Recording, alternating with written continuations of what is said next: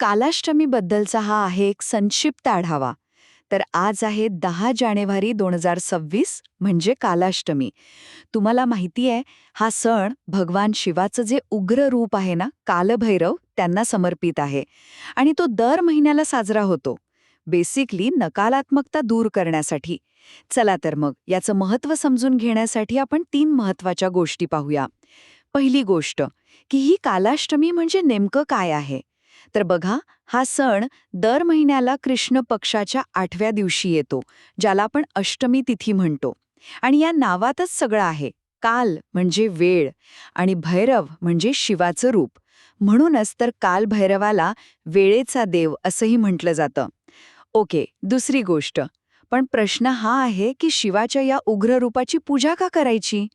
तर यामागे एक पौराणिक कथा आहे बरं का.